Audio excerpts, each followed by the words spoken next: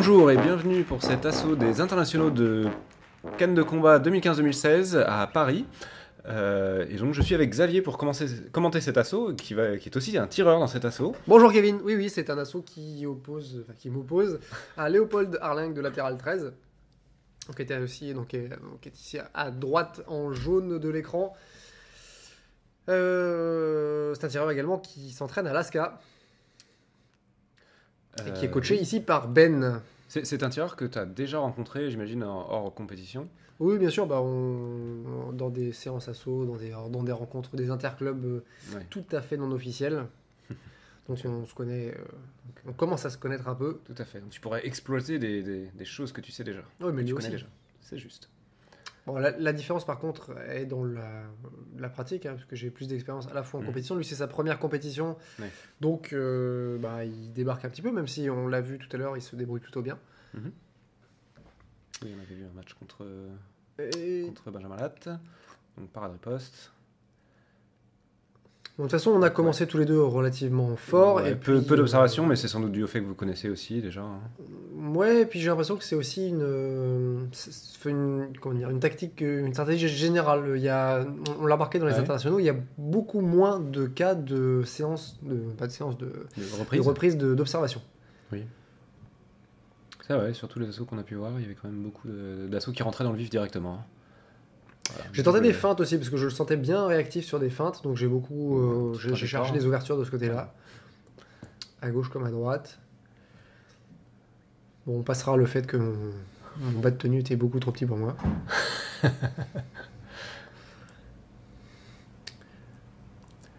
Alors, que dit Quentin Lottier l'arbitre? Un des juges semble avoir une remarque à faire. Oui, sur la tenue du tireur jaune. Je n'ai pas bien vu ce qui se passait. Peut-être mal accroché. Ah, son pantalon qui est trop bas. C'est un style. Oui. Et donc un tireur jaune qui semble être secondé par Benjamin Fontana, bien sûr. Qui est un tireur des Apaches de Paname. Et ce tireur et fondateur des Apaches. Oui. Donc je tente aussi les contre-attaques. Je sais qu'il avait là un peu, il avait tenté de riposter là sur ces actions-là. Donc j'ai tenté de le prendre sur la riposte. Là, c'est lui qui touche. Et puis j'en profite pour un petit enchaînement de 3 touches. Ça fait toujours plaisir. Si les juges voient ça, ça peut marquer jusqu'à 9 points, donc c'est pas désagréable pour prendre un petit peu d'avance. Et puis, caser quelques petits trucs après. Je sais que c'est un tireur qui n'est pas spécialement rapide, donc j'ai pu me permettre quelques manips à l'intérieur. Je sais que ça... c'est un classique, ça, c'est cet enchaînement qu'on vient de voir là, de jambes arrière brisées, qui est quelque chose que j'ai beaucoup pu voir dans tes assauts. Notamment contre, je crois que c'était contre, je ne sais plus contre quel tireur, mais où tu avais vraiment marqué tous les points avec cet enchaînement-là. Ah bah, quand ça marche, faut continuer. Hein. Tant que je gagne, je joue. Voilà, donc fin de la première reprise, donc sans doute un avantage pour le tireur bleu, je dirais. Oui, l'effet en plus d'aura dont on parlait tout à l'heure avec Benjamin fonctionne là aussi. Hein, c'est un tireur. Autant moi, les juges ont l'habitude de voir mon jeu, mon style. Commence à l'avoir en tout cas. Autant Léopold, c'est la première fois qu'il le voyait, donc ils ne savaient pas non plus à quoi se en fier. compétition. On vous renverra un jour à des podcasts sur l'arbitrage justement qui vont être... Oh là, pas en super enchaînement tête-jambe de moi-même. C'était pas mal. De l'extérieur, ça donne, ça rend bien. Hein. De l'intérieur, c'est déjà satisfaisant de pouvoir réussir à enchaîner comme ça. Mais je suis plutôt content du résultat de l'extérieur. Quelques petites. Oh. Oui, donc je me le suis permis parce que, sachant que justement les juges savent ce que je fais, quel est mon jeu, sachant très également aussi que j'avais un peu d'avance sur cette reprise, je me suis permis quelques petites manips. Il faut viser les points de style, hein, c'est important. Oh, la main fantôme, est-ce que tu l'as vu? Il a redonné la main fantôme. Oh là là. Et pourtant, elle était là. C'est un coup qu'on a vu contre Benjamin Latte. C'est la technique de la main fantôme, baptisée par Xavier Lejeune. Non, c'est pas moi qui l'ai appelé comme ça. C'est tout à l'heure, mais non, c'est d'accord. déposé. C'est Florian Adami à son époque le faisait déjà. Ah d'accord, je ne connaissais pas l'historique de la main fantôme. Je sais pas si elle s'appelait déjà comme ça. En tout cas, apparemment une spécialité de Léopold.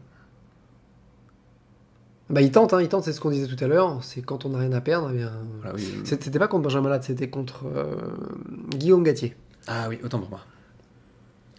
Je sais pas s'il aurait eu le temps contre Benjamin de passer les choses comme ça. Voilà, donc là je suis beaucoup plus en contre-attaque et après je reviens sur l'offensive, la défense et. Oh là, quel ralentissement. Ouais, ça aurait- ouais, j'ai pas bien vu, il y a peut-être eu une petite rupture là pendant ce J'ai pas eu l'impression. Mais... ralentissement. Le même. Bon, celle-là, je l'ai fait plusieurs fois, hein. Oui, Celle-là, je les l'aime changements de bien. main sont un peu similaires à chaque fois, donc il voit venir à force. Oui. Oui, ça marche pas à tous les coups. Bah, il y a un moment, il faut changer et puis revenir éventuellement à la touche. Refaire. Une fois que quelque chose ne fonctionne plus, on fait autre chose pendant quelques secondes, quelques minutes, et puis on le refait quand le tireur en face n'est À oublier. n'est plus aussi alerte. Voilà, des petites tentatives de ralentissement. Ouais. Mais. Ouais. Je pense que, si je ne fais pas erreur en tout cas, Léopold a c'est- été l'élève de Harco. Ah. Donc, qui dit Harco dit ralentissement et phase Tout à de jeu fait. lent. Mais malheureusement, je trouve qu'ils sont trop courts. Enfin, c'est-à-dire qu'il va faire ralentissement sur un coup, puis bam, accélérer directement. Il a pas le temps d'accoutumer l'adversaire en fait. Mm. Mais même si l'intention est bonne. Milieu de canne. Alors. Ouais, je sais pas, j'arrive pas trop à voir les adaptations qu'il a pu faire par rapport aux autres reprises. Difficile à dire. Belle esquive. Ouais, malheureusement là j'ai le sentiment qu'on a un peu le même schéma qui se répète sur les 3 reprises. Hein. C'est-à-dire que on va avoir vraiment Léopold qui essaye les choses, mais sans trop passer. Mais Bah, il devait certainement être en train de chercher, chercher une ouverture pour ensuite éventuellement l'exploiter. Alors je dis pas que ma défense est parfaite non plus. C'est simplement il a sans doute aussi testé des choses que moi je connais parce que pour les avoir enseignées aussi. Pas forcément les avoir enseignées à lui, mais étant donné qu'on a une approche qui est assez semblable avec Arco, c'est pas évident c'est pas évident d'essayer de jouer tactiquement sur mon terrain. tout à fait. Après si, en fait, pour toucher, je pense qu'il aurait dû chercher jambe avant, jambe arrière, ça c'est des trucs qui rentrent plutôt bien.